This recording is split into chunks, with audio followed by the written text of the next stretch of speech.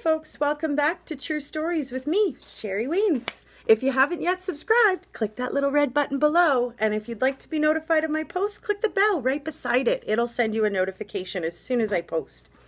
Okay, so I'd like to say a special shout out thank you to Angelique. She's the woman who gave me the idea on the story that I'm about to tell you guys.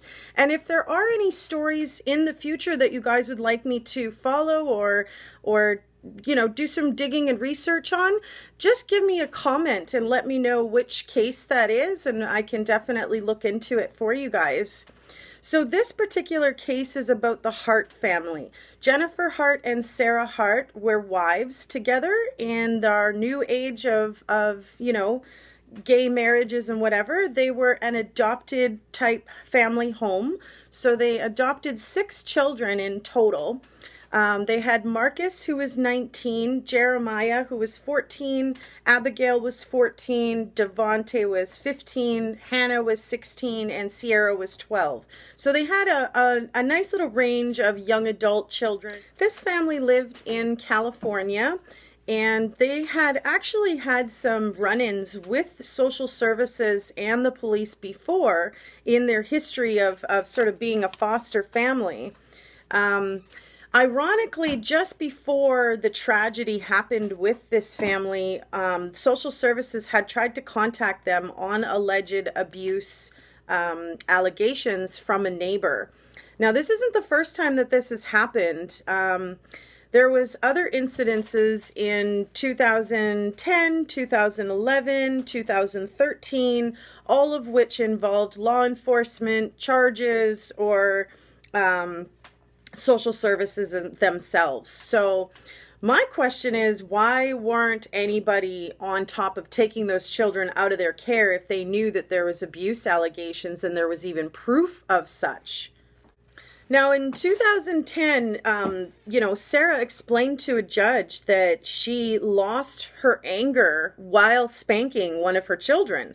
Like, that's not okay, and I don't understand why the judge would have allowed her to just plead guilty to the lesser charge of the abuse, assault, versus pleading to, you know, getting maybe through a trial and getting her held accountable in full for what she was doing. And I'll share some of those abuse allegations with you in just a few minutes here. So in March of 2018 of this year, in California, Sarah and Jennifer loaded up their 6 kids, from what we understand, and literally drove them off a cliff 100 feet. The vehicle that they were driving obviously had an electronic information on the vehicle's whereabouts and sort of what it had done, and it can read that the vehicle was sort of stationed sitting and then suddenly, you know, pulled off the road. There's no braking.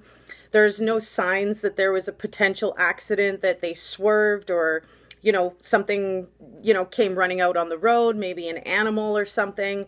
Nothing like that. It's literally, they were parked sitting for a bit, and then they were, you know, over the cliff. So now, some of the autopsies actually read that many of the children had Benedryl in their system. Benedryl is used to put you to sleep, really, for when you're not feeling well.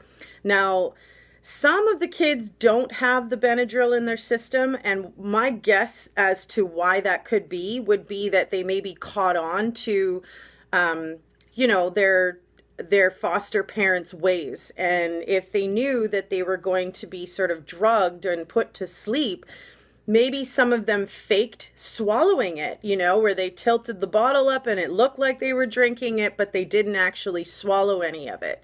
So that's my guess as to why some of the kids seemed a little, had that drug Benadryl in their system and probably were, you know, sleepy or very out of it when this happened. However, some of them don't. So that's my analogy on that. Now, about the charges and stuff from the past. Now, Sarah Hart in 2011 pled guilty to assault on one of their children, one of their girls. Now, the reason that I think that she pled guilty to that was to avoid a bigger charge of malicious punishment against a child. Now, you know, you get something like that on you and you can forget being a foster family and forget ever adopting anybody else because, you know, that will stick with your record. So quite ironic that social services had contact with them a few times and didn't actually protect these children. What is social services even doing if that's not what they're doing? Do you understand what I mean? Like, they're supposed to be protecting these kids, never mind just sticking them in a home and forgetting that they were ever there. They've actually had testimony from the child's mouth stating that the mother is hurting them, you know, withholding food, excessive punishment, and, you know, they're still going to return the children to that home? I mean, what is the point on social services at that point? Aren't they, like, I feel like they're not doing their job properly when they're doing things like that. So the timeline of events kind of shows that they thought that they were already guilty of something already. March 23rd, the social services stopped by, dropped their card in the door, and asked for somebody to contact them based on the alleged abuse allegations from the neighbor. On March 26th, the card was removed from the door when social services had gone to check a second time to get contact with the family. The card was removed and they were not able to get contact with the family at that point either. And on March 28th, the vehicle was found, you know, over the cliff with 5 dead bodies, Jennifer and Sarah included, along with 3 of the children. Absolutely brutal, you know, that they would take these children's lives in this moment.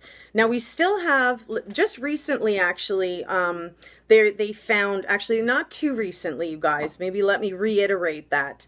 May 9th, they found another body not too far away from the crash site that could be Sierra or Henna's body. Now, there was jeans that were found with a foot inside of a shoe. So the rest of the body was not recovered as far as I know. However, they did do some testings on that foot, and I believe that is either Sierra or Henna. There is still one more person missing though, and that's the 15-year-old boy Devonte. He actually got national attention when he did a free hug day, and he had a photograph taken of him hugging a white police officer. And this was for a protest for people, you know, black people that were being killed by police officers. So it was quite an ironic thing to see a black boy hugging the white police officer. I don't want to make this into some racist thing. It really wasn't. It was just the fact that this photograph of him got national attention, and it was all over the news everywhere, of him in tears, you know, hugging this man. I would imagine that he was just looking for some kind of security or comfort away from the abuse that he was going through with Jennifer and Sarah. And like, brutal that these women would connive and you know, mislead so many people to think that they're great when they're doing such horrible things behind closed doors. Even in the home, you guys, there's not even a sign that anybody even lived there as a child.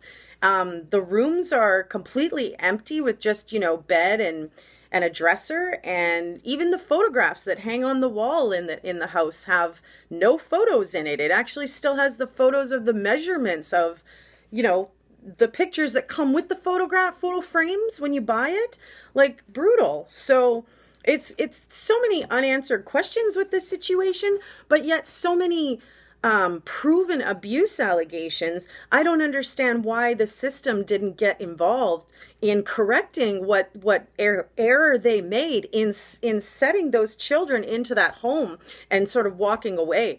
Jennifer and Sarah should have been held accountable and arrested and had their rights sort of stripped from them as for being a foster family and foster parent and stuff like that. That shouldn't have been something that they were allowed to do after the first alleged allegation that was proven to be true, in my opinion. Tell me what you think. Do you think that they should have been able to continue being a foster family in that setting after knowing that there was abuse going on in the home? What are your thoughts? Please fill that into the comments section.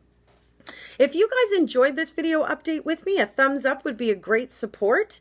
And please don't forget to tell me your thoughts on this case. It's very, very unusual and lots to talk about. So thanks for watching, folks, and stay safe out there. See you again next time. Bye for now.